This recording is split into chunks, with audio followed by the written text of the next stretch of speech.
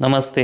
Money capital channel में आप सबका स्वागत है। अगर आपने पहली बार इस चैनल को विजिट किया है तो इस चैनल को सब्सक्राइब कीजिए, साथ ही में बेल आइकन प्रेस करके ऑल सेक्शन पर क्लिक करें ताकि आपको शेयर मार्केट रिलेटेड अपडेट जानकारी मिल सके। तो आज हमें एलजीबी फॉर्ज लिमिटेड इस कंपनी का जो Q3 का इस साल का रिजल्ट अनाउंस हुआ है तो उसके बारे में हम इस वीडियो में फुल इन्फॉर्मेशन देखने वाले हैं। तो आज हमें एलजीबी फॉर्ज लिमिटेड इस कंपनी के जो क्वार्टरली रिजल्ट अनाउंस होते हुए देखने को मिले तो उसके बारे में हम इस वीडियो में देखने वाले। तो सबसे पहले हम इसमें जो हमें क्वार्टर रिजल्ट में नंबर देखने को मिल रहे हैं वो हमें सभी लैक्स में देखने को मिल रहे, तो इसको हम करोड़ में कन्वर्ट करके देखने वाले हैं। तो सबसे पहले हम उसमें कंपनी का जो रेवेन्यू फ्रॉम ऑपरेशन है तो उसके बारे में देखते हैं कि वो कैसा है। तो सबसे पहले हम इस Q3 के जो रेवेन्यू फ्रॉम ऑपरेशन है तो उसके बारे में देखेंगे तो हमें ये 36 करोड़ का देखने को मिल रहा है। वही हम इसका कंपैरिजन Q2 से करके देखेंगे तो उस समय हमें कंपनी का रेवेन्यू 26 करोड़ का देखने को मिल रहा था। तो क्वार्टरली बेसिस हमें कंपनी के Q3 के रेवेन्यू फ्रॉम ऑपरेशन में ग्रोथ देखने को मिल रही है।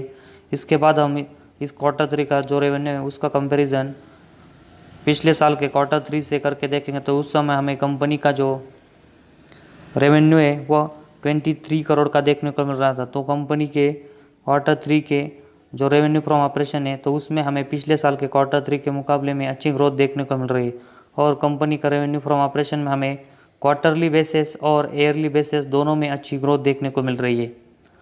तो इस कंपनी का रेवेन्यू फ्रॉम ऑपरेशन में हम अदर इनकम ऐड करके देखेंगे तो हमें Q3 में कंपनी का टोटल रेवेन्यू 36 करोड़ का उतना ही देखने को मिल रहा है।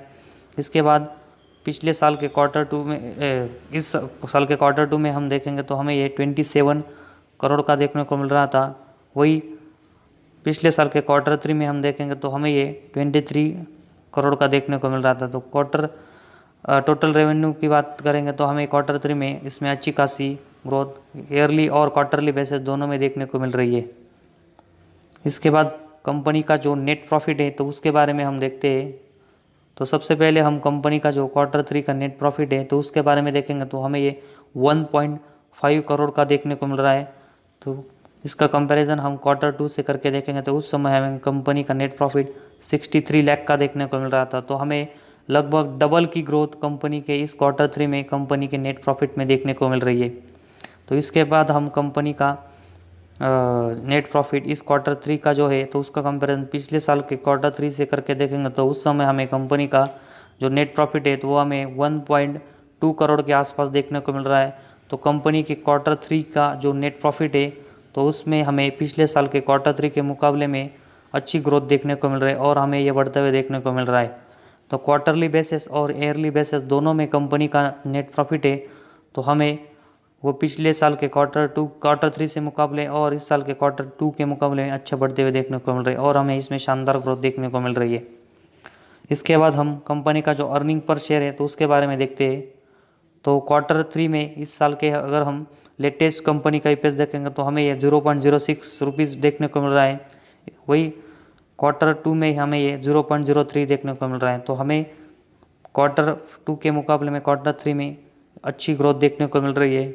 इसके बाद हम इस Q3 का जो EPS है तो उसका कंपैरिजन पिछले साल के Q3 से करके देखें तो उस समय हमें कंपनी का EPS 0.05 देखने को मिल रहा है।